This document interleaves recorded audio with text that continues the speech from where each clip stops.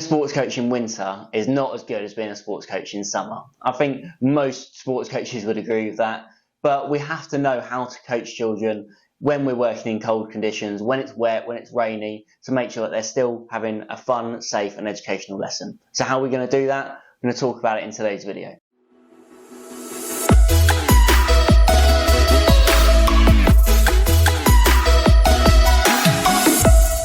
I've got a few points that I want to run through for you as a coach to think about to deliver good, high quality sessions whilst it's wet, whilst it's cold during the winter. And the first one is, what session are you doing?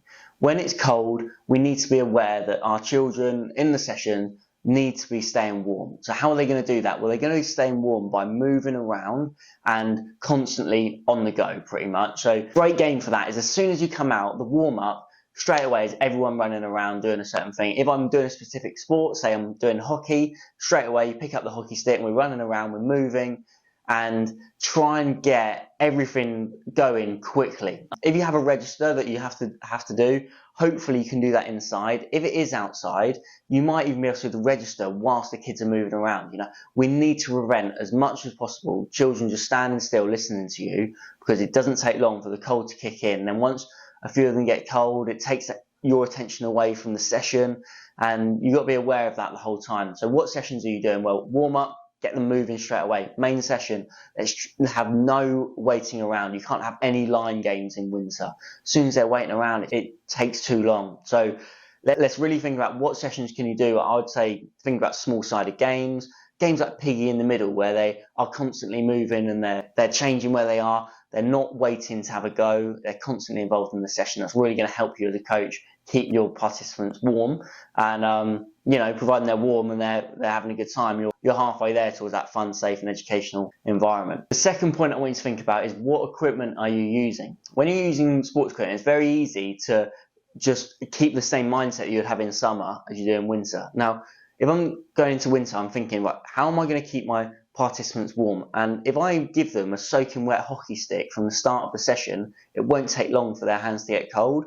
So if I know I'm going to be inside for 20 minutes doing a register, I'm going to try and leave all my stuff somewhere where it's dry, where it's not going to get too cold and wet. And that's going to be an important thing for you. Then you can come out and they can pick up a dry hockey stick.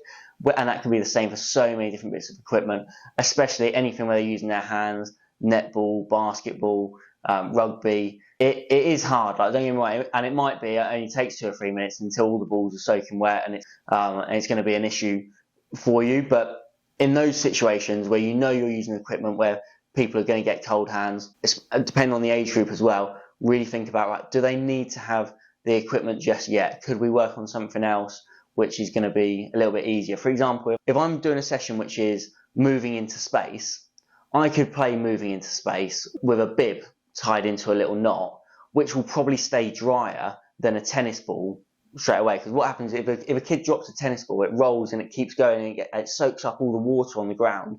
Whereas like a bib, I could be throwing it and moving it around. If it touches the floor, it won't get soaking wet straight away. So it's these clever little details that you can think about with your equipment to keep everybody ideally warmer for longer. The next one is pretty obvious, but you'll be surprised how many coaches I see who miss it, is clothing. And when it comes to you being the best coach possible, you need to be prepared for yourself. So, if you've got a coat, a big coat, put it on. If you've been given a coat for your company or whatever it is, and it's not quite thick enough for winter, just wear 3 or 4 layers underneath.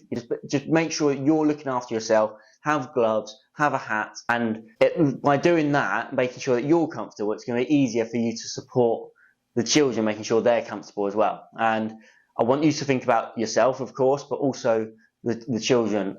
A 4-year-old or 5-year-old, if you've got a young child, they might forget to put on their big winter coat that they've been brought in with, and they might forget to put on their hat and their gloves. All of this sort of stuff, you can just remind them. It will make it so much easier. Because if you only think about it once they're there freezing cold, have you got a coat? It's too late, You've already let that kid be cold for the last 10, 15 minutes, when you should have taken responsibility and make sure everybody's wearing their coat. Especially in winter, I just say to everyone, look, wrap up. If you get too hot, you can take it off, but it's hard to go the other way. So that will be a really important one for you to look after yourself and what you're wearing, making sure you're warm and comfortable, and the participants as well. If you are working with older age groups, I think from like teenage onwards, children are much more likely to actually pull a muscle, and when it's cold, it's more likely to happen. So for me personally, if they're 11 years old and younger, I've never seen a kid pull a muscle in a session, so you probably don't need to worry too much. But especially the older teenager years, think about those dynamic stretches, try and prevent any injuries, especially in winter, because it's so your muscles are more prone to an injury. So just think about those warm-ups before you get straight into full-on 100% tempo. Just warm your group up, make sure they're ready for the session. It's going to be important for you. The next thing I want you to think about is being weather adaptable. As a coach, as a good sports coach, you need to be adaptable as it is anyway. There's so many different things that don't always go exactly to plan. During winter, it's going to happen more. Suddenly it could absolutely hammer it down. It could start getting really cold. The space you're going to use is not available because it's waterlogged or whatever it is. And I want you to be thinking about these what if scenarios. What if it absolutely starts hammering it down in the middle of this session? Where do I go? You don't want to just run to the closest bit of cover. You should know, right, am I going into this classroom? Am I going to this hall? Do the parents know they have to stay in case it gets really bad and everybody needs to go home? These sort of things in advance will really help you as a coach to be a little bit more organised and know when something bad does happen, you know what to do, and that's going to help you in that situation to stay calm and look after your group. Finally, I want you to think about these indoor alternatives. Certain times, depends on your participants and the session that you're doing, it might just be safer to go indoors for the session. So what does that look like? Is that going to be, right, we go into a classroom and we're just drawing our favourite football boot?